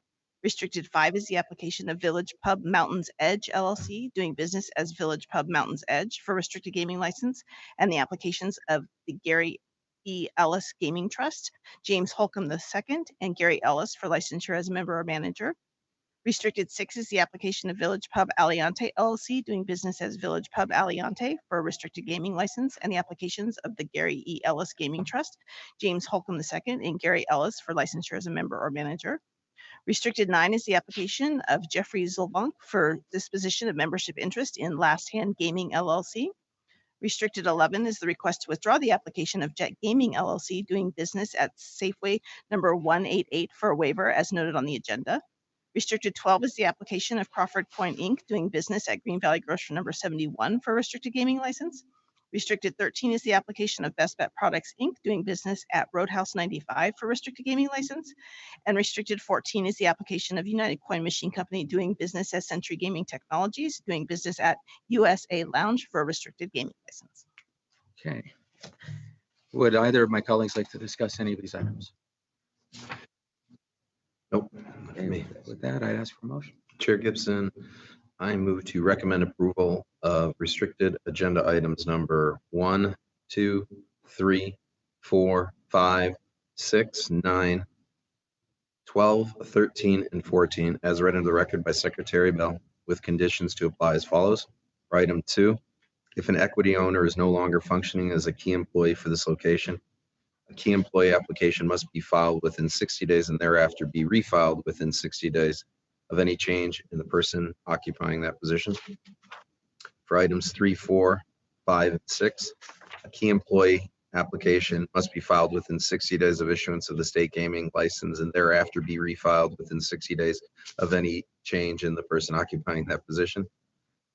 And for item 12, the surveillance system and or mirrors must be inspected and approved by the Nevada Gaming Control Board Enforcement Division within 60 days of issuance of the state gaming license, thereafter be maintained at or above the standard that is approved.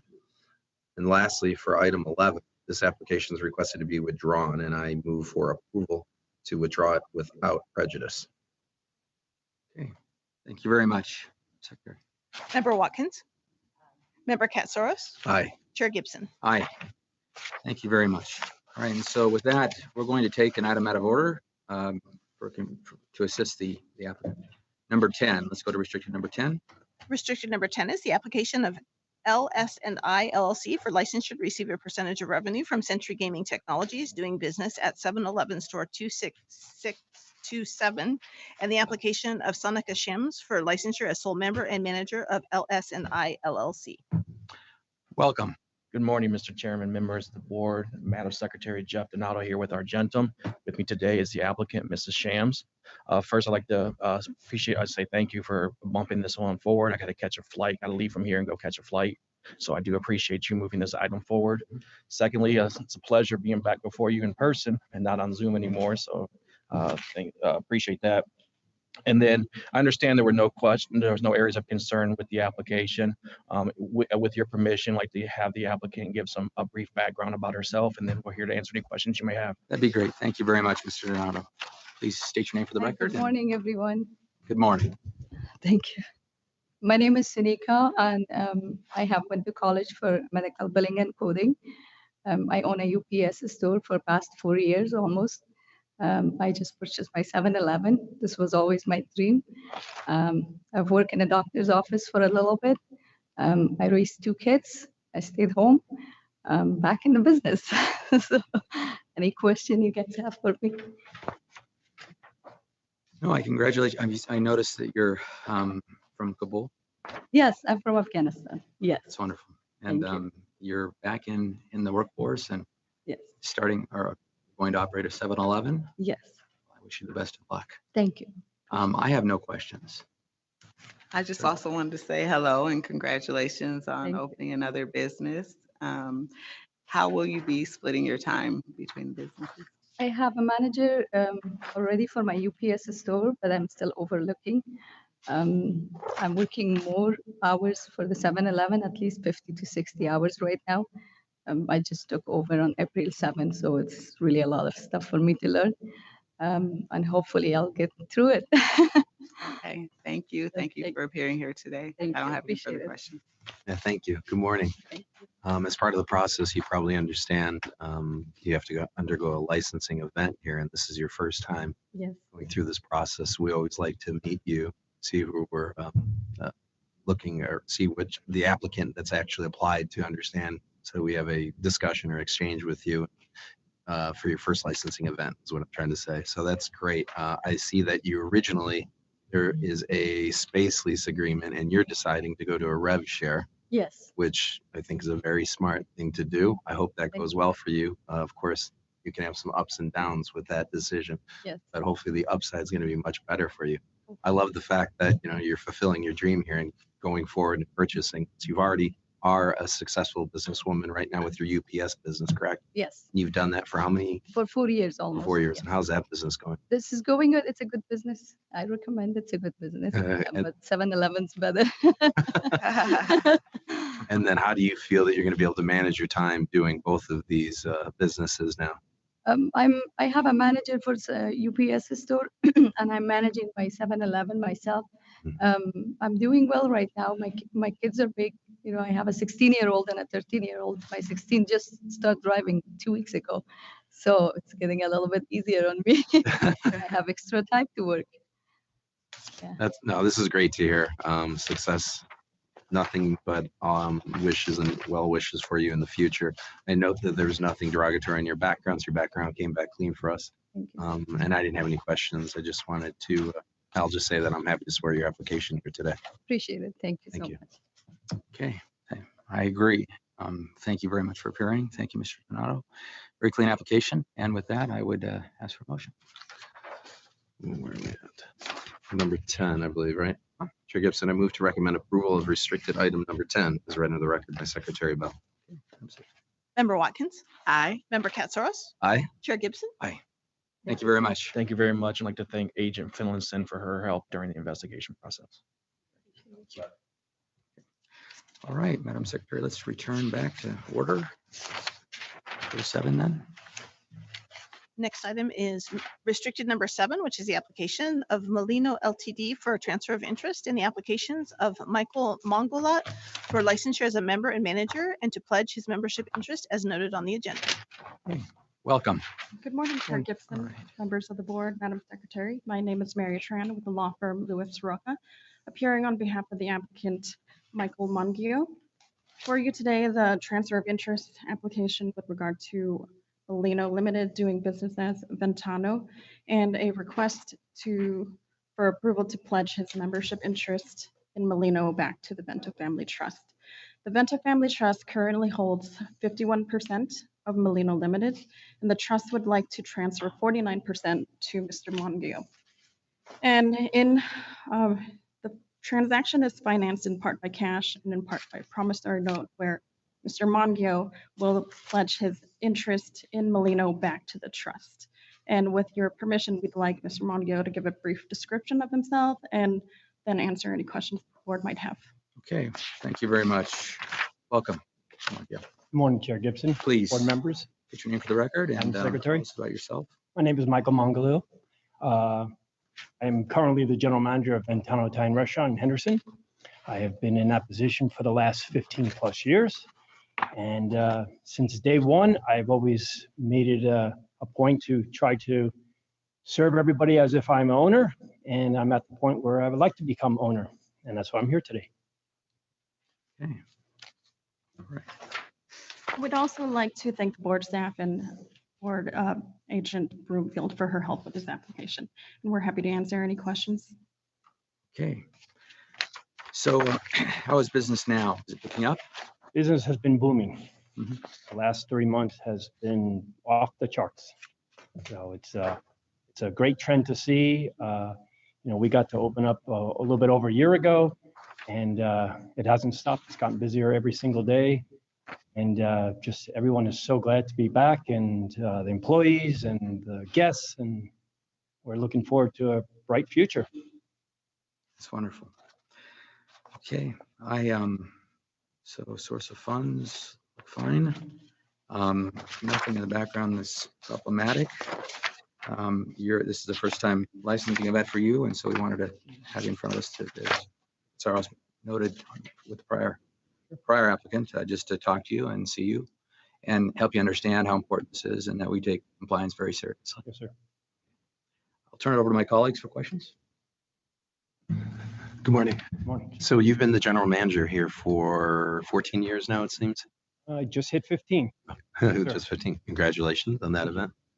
In terms of the operations then, you've pretty much been running the business then in any event since that time? Yes, sir. Okay, so you've had full authority to make decisions and changes throughout that time? Yes, sir. Okay, so in this case, assuming you get a positive result here, nothing will change operationally or management wise. It's just the fact that you'll now have this ownership interest. Yes, sir. Okay. What sort of offerings do you guys have at the property or the business? In terms of? In terms of your this is a restaurant, correct? Yes, sir. Yeah, in terms of your menu, in terms of your food and beverage, in terms of how many slots are we talking about here? Is it 15? 15. We offer a very eclectic menu, about 65 items, from shrimp to chicken to veal. You name it and we can do it. If we have it in-house, we will do it for you. It's the feedback from our customer base is just positive. They love our menu. We never try to change it because once you start doing that, then people get upset about it, and we've tried, and so we go back to what we do best, and that's great food, great service, wonderful beverage list, all the above. How long has the business been in Henderson? Just about 20 years. 20 years now. Yes, sir. Okay. Well, in terms of your background, came back clean. It's very straightforward application here as well, given the fact that it did come back clean. I do note that you'll have a loan here as well. Didn't have any questions with regard to that. You're going to be pledging your membership interest. And with that, I didn't have any other questions. Good, congratulations. Assuming you get a positive result. Thank you. Happy to support your application. Thank you. Hi, congratulations on this transfer. I guess maybe if you could talk more about your more specifically about your history with the company, then that would be great. I just came on board as a general manager, and from day one, I've taken my position seriously as if I am the owner. Of course, I've always gone to the owners for advice or their input, but they've always given me the free rein to do as I do best, and that's manage a restaurant, and I've made it very successful. Mm-hmm. Okay. And what's your relationship like with previous, or I guess with Mr. Vento, is it? Mr. Vento and Mr. Arnaud Briand, it's a great relationship. We've worked hand in hand. I think I can count on one hand how many times we've had a disagreement about things, but for the most part, it's always positive. And in the end, we just look at the best interest of the customer. Okay. Well, I'm just happy to see somebody who has worked so hard and for so long for a company be able to make this advancement, receive this transfer. So I am also happy to support your application. Thank you. So what about your plans? I know that Mr. Vento he's attempted to expand several times. Mm-hmm. So I think it's the current current Mexican restaurant that's it's up on Horizon. Sure. He owned that building, that structure originally. I think sold it. And he was down to on the way to Lake Las Vegas. I think he was attempting to build down there as well or open a business. What are your plans? How do you foresee this? There's just more that we could do for the current location to make it better. I'll just throw out one thing, and that's to take our patio and make it a 365-day-a-year patio. It's got the space, it's got the ability, and people want it. And, just little modifications here and there. Like I said, menu's going to stay the same. It's just deep down a little bit and just offer a little bit better product. And, as the city is getting back into normalcy, we're able to get our goods back and just keep moving forward and just, again, give the customer what they want. And that's the main key. Keep them coming back. Well, you're in a prime location. So I'm glad to see this as well. This is great to see a longtime employee, loyal employee, be able to buy into the business. So congratulations. Thank you. That'll take a motion for the questions. I didn't have any further questions. We are on number 7. Chair Gibson, I move to recommend approval of restricted item number 7 as read into the record by Secretary Bell. Member Watkins? Aye. Member Katsaros? Aye. Chair Gibson? Aye. Thank you very much. Congratulations. Thank you. All right. Madam Secretary, next item, please. Next item is restricted number 8, which is the application of R&R Convenience Inc. for a transfer of interest and the application of Dulce Santa Cruz for licensure as a shareholder. Okay. Welcome. Well, thank you. Morning. Good morning, Chair Gibson. Good morning. Member Watkins, Member Katsaros, Madam Secretary. Sonia Vermees from the law firm Brownstein Hyatt Farber Schreck on behalf of the applicant. It's such a pleasure to be here physically today. To my direct right is the applicant, Dulce Santa Croce, and to my far right is my colleague, Emily Dyer. The application before you is fairly straightforward, but with sort of a crazy history. It stems from a series of divorce decrees that awarded my client a 1/2 interest in the shares held by her former spouse, Joseph Dorado, in R&R Convenience Inc. Agent Brandon Peters, I'm sure, provided you with a very detailed report outlining the history. But if you'd like me to go through any of that, I certainly can. Otherwise, I would bring it back to you for questions for the applicant or myself. Let's hear from the applicant. I'd like to hear from Miss. Morning. Yes, Miss Santa Croce. Dulce Santa Croce. Welcome. Welcome. So you're a nurse. I'm a nurse for almost 50 years. Thank you for your service. It's a wonderful profession.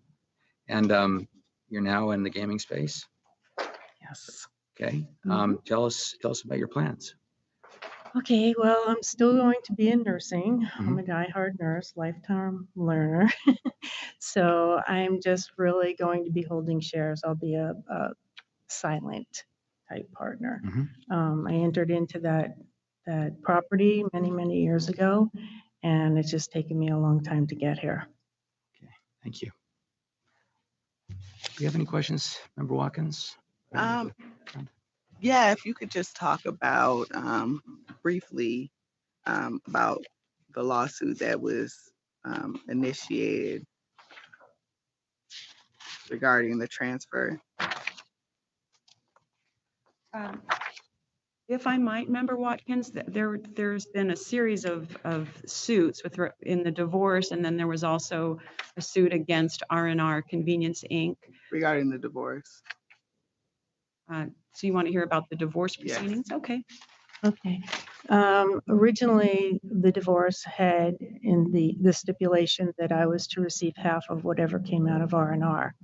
But my ex never gave me that half, and I'm still friends with the other partners in R&R, and they would tell me, we've sent him a check. And I said, well, I haven't received anything. And this went on for several years. And I had looked for counsel, but I did not win those cases. I don't understand why, but anyway, I just kept pursuing it because this was my dream. It was the cash flow out of my pocket that bought into the property. So I just kept going and going till I finally got somebody who believed in what was right and what was finally wrong. So there was some kind of tension is why it resulted in a lawsuit, because my understanding that you were awarded transfer of interest in the divorce decree, correct? I was. 3 times. 3 times, and he never complied with it. Okay. Okay. So it was just due to non-compliance that Yes. resulted in a lawsuit. Yes. Okay. All right. Thank you. It's been a long haul. So it's your intent then you'll just be a passive investor then on a go-forward basis? Yes. And as part of the business ops, would you typically expect to receive dividends on a regular basis as well? Yes. I didn't have any questions either. Very clean background. We do appreciate you coming here before us today. Yes. Oh, See you thank again, you. Ms. Vermees. Thank you. Okay. And you want to enter your name as an appearance? Oh, yes. Emily Dyer with Brownstein Hyatt Barber Shack. Welcome, Ms. Dyer. Okay, and with that, I'd ask for a motion. I move to recommend approval of restricted item number 8 as read into the record by Secretary Bell. Member Watkins? Aye. Member Katsaros? Aye. Chair Gibson? Aye. Thank you very much. Thank you. Thank you. Thank you. Okay. Right. So that takes us through let's next go to our final approval of new games. You have a request for a final approval of a new game. That item is 3 card submitted by AGS. I believe Mr. Stevens is joining us via Zoom. All right, Mr. Stevens. Let's cue him in.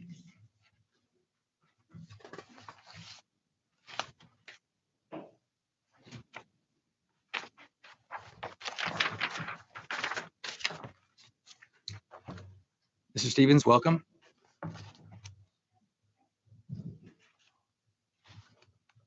Okay. Well, oh, there. It just allowed There me you to are. unmute now. I'm sorry. Okay, welcome. Thank you. So we have your item, your game that is 3 card is on our agenda for final approval of a new game. Would you like to tell us about it? Tell us about your trial. Tell us about yourself, please. Okay, so I work for AGS and 3 card. We did our field trial out in Reno at the Hard Rock Hotel and Casino. We had really good feedback from the players during it all. It's a really straightforward game and yeah, no issues at all throughout the field trial. Okay. Well, thank you very much for that. Just wanted everyone to have the opportunity to hear from you and hear about the game. Do you have any questions? Yes, when you reference Hard Rock, you said Reno. I love Lake Tahoe, but we were talking about Hard Rock in Tahoe, right? But I like Yes, Tahoe. I'm sorry. Yes. No, that's all right. And as far as AGS is, as far as AGS is concerned, typically you guys are known to be a manufacturer of gaming devices. Do you have a portfolio of table games as well? Yes, we do. Actually, we have another field trial going on right now at GSR with one of our other table games. And we have table game controllers. We provide progressives for our table games as well. Okay. Is this your first trial of a table game in Nevada then? No, it's not. This is, I think, this is either our second or third. Okay, good to know. Thank you very much. I didn't have any further questions. Okay. Thank you. Hi, I don't have any further questions. Okay. With that, I would ask for a motion. I move to approve new game number 1 as read into the record by Secretary Bell. Member Watkins? Aye. Member Katsaros? Aye. Chair Gibson? Aye. Thank you very much. Thank you. Our next items are requests for final approval of a new gaming device. Yes, this morning you have 2 requests for final approval of new gaming device. The first item is Winner's Circle submitted by Competition Interactive LLC. I believe we have Mr. Hawkins and Mr. Mahaney via Zoom. Okay.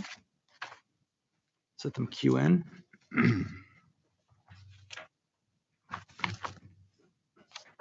Mr. Hawkins, Mr. Mahaney.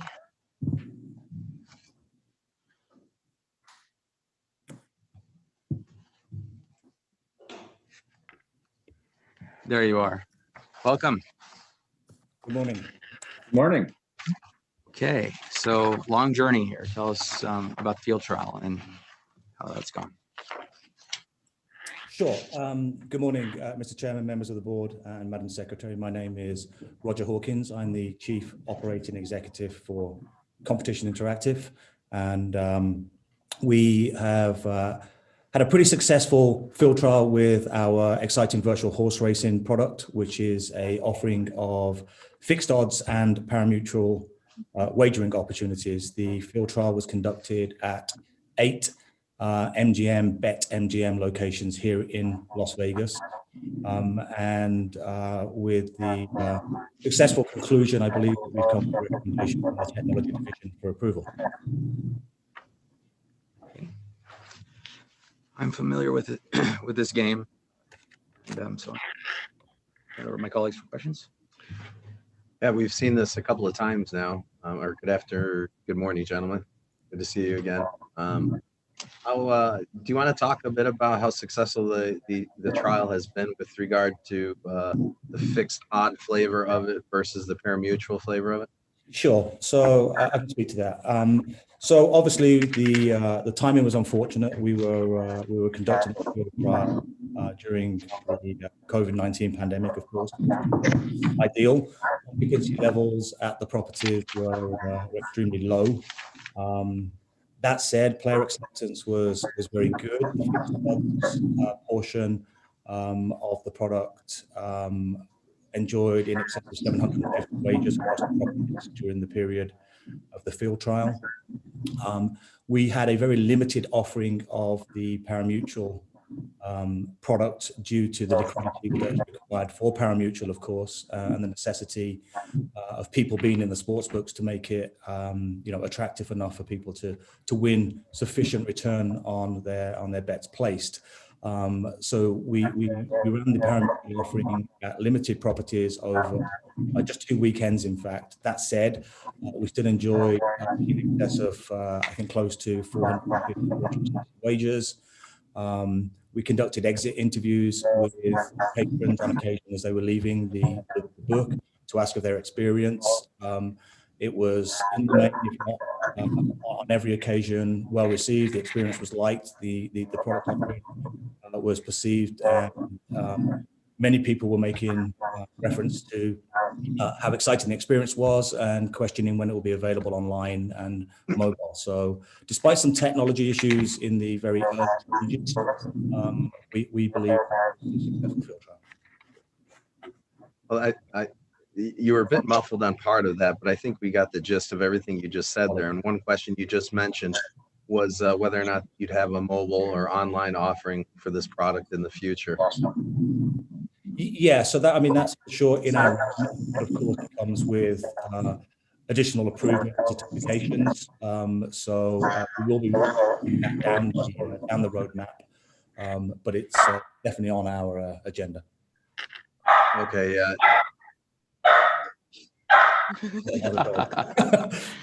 That's a reminder of why we're going live. Exactly. We didn't get a lot of that, but it is not mine. It's not going to be germane to how I'm going to vote on this matter. But I did want to understand that. It sounded like I disagree with his comments, by the way. Yeah. It sounded like it sounded like in the affirmative there is a roadmap ahead at some point for an online offering. That is correct. Okay, thank you.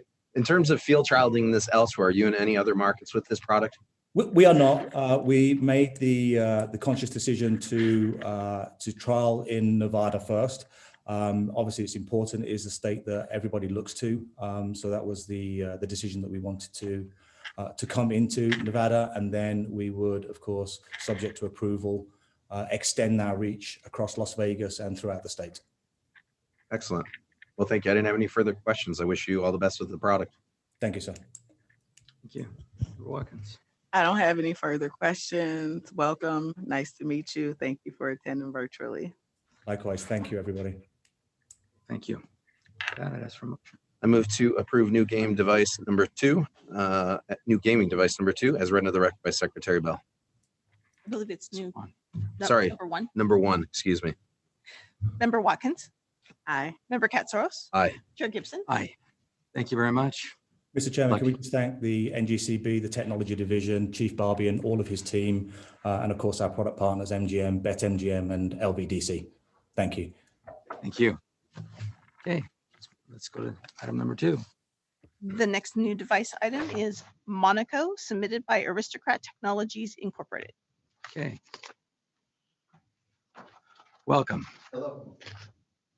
Appreciate you coming down live. We won't have the Thank you. Thank for you, us. Chair. Thank you, members. Thank you, Madam Secretary. I first have to say I'm Colin Courage with Aristocrat, and I'm so glad to be here. My dogs drive me nuts. They bark every time the garbage truck goes by, so it's really good to be here in person. I don't know if you have any questions, or do you want me to just give you a brief overview? Just brief overview. We're familiar with the game. We had a full briefing on it, but I'd ask for just some discussion about variances that occurred during trial. Sure. We had a couple issues during trial. We trialed at Rampart, and we also trialed at Casablanca in Mesquite. As you typically do with a new gaming device, there were a couple issues. We had meter labeling that we fixed, and we had a little bit of laggard behavior that we also fixed during the trial. But once that was taken care of, everything went fairly smoothly. And as my colleague would probably ask, what's the success, the likelihood of success of the game? We think it's going to be good. This is really focused on platform. So we had 3 key points here. We're trying to build a platform that we can use globally and across all the business channels that we do. So a lot of the focus here isn't around particular game performance. The games are built separately, but it's around having a foundation for the company that we can use in all the business channels that we do. And also that's more friendly to developers so that we can create more content, etc. And I think we've achieved that, and we'll continue to build from here. Okay. And okay, and as far as the interface with the casino systems, is that a SaaS API, or how does that work? It's SaaS, yes. All right. We also have capability for G2S as we go forward as well. I'll turn it over to my colleagues for questions. Do you have many G2S deployments right now? We do some of that activity in the VLT markets, and we also have some interaction with our Vertex controller that we do. So this platform then is going to be more of a universal platform that you could use internationally, domestically as well? Correct. Okay. Correct. You said there was 3 main prongs to the sort of updates. It seems like you have a new operating system. What were the other 2? New operating system. The key with us was multi-game. Multi-game, multi-denom, and multi-language. And being able to quickly transition for players who want to switch games, switch denom, or switch language. Seems like everybody grapples with that game development, what to put to the operating system, what to pull out of the game, so you can have that proper balance and flexibility. We've go forward. perfected it. Sorry? I just made a little joke there. We perfected it. You perfected it. We think here. Well done. Then. Yeah. What's your role with Aristocrat? I'm Vice President of Product Compliance. Product. You're based here locally in Vegas? I am local here in Vegas. Okay, so you just drove down. I drove right down. Oh. I was so glad when they said I could come in. I cannot tell you. So thank you for that. Well, thank you for appearing. Yeah. Thank you so much for appearing. It's nice to meet you. All right. Okay. No further questions? I would ask for a motion. I move to approve new gaming device number 2 as read into the record by Secretary Bell. Member Watkins. Aye. Member Katsaros. Aye. Chair Gibson. Aye. Thank you. Okay, that brings us to our casino player dispute appeals. You have 4 casino player dispute appeals. In each item, the hearing examiner recommends the agent's decision denying payment be affirmed. Item 1 is Joseph Negan versus Harvey's Resort Hotel Casino and Harris Casino Hotel Lake Tahoe. Item 2 is Leslie Caston versus Barley's Casino and Brewing Company. Item 3 is Greg Kimpistry versus Red Rock Casino Resort Spa. And item 4 is Chris Mitchell versus Red Rock Casino Resort Spa. Okay, can we take them together, colleagues, or do you want to pull one? I'm happy to. Please. Is there a motion? Chair Gibson, I move to affirm the decisions made by the hearings examiners denying payments to the petitioners in the cases referenced by Secretary Bell in the record. Okay, Madam Secretary. Member Watkins, Member Katsaros, Aye. Chair Gibson. Aye. Thank you. Okay, next is our regulation agenda item. Madam Secretary. You have one regulation agenda item. That item is regarding proposed amendments to Nevada Gaming Commission Regulation 8.130 as noted on the agenda. Okay, welcome. Good morning, Mr. Chair, Please state your name members for of the the record. board. I'm getting to it. Jeez, I have my script. You're gonna know it. by Go heart. ahead and give us an affirmative presentation, if you would. I got to say hello. And Madam Secretary, for the record, I'm Ed McGaw. I'm here today representing the board regarding the proposed amendments to NGC Regulation 8.130. You should have before you a draft dated May 19th, 2021. With me today is Dan Douglas, who's the Chief of the Tax and License Division, and Kelly Colvin, who is Chief of the Audit Division. If they're needed, they will be here to answer any questions I can't answer. If it pleases the chair, I will present a brief overview of the proposed changes at this time. Please do. All right. Before I get started, I would like to point out that there is one amendment to this draft that is necessary because of the passage of SB 7 during the last legislative session. That bill, among other things, removed the requirement that an operator of an inter-casino linked system must be licensed. Such operators are no longer classified as a non-restricted licensee. Since the requirements of this regulation apply to non-restricted licensees, it is necessary to delete this reference. And this reference is on line 5 on page 1 of the draft. All we will be doing is crossing out removing inter-casino linked system and adjusting the sentence so it reads properly. I will have that change if the board approves it.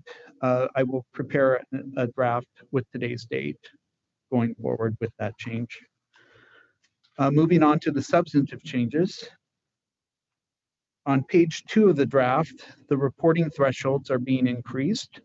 The numbers are based on the consumer price index and are being adjusted for inflation.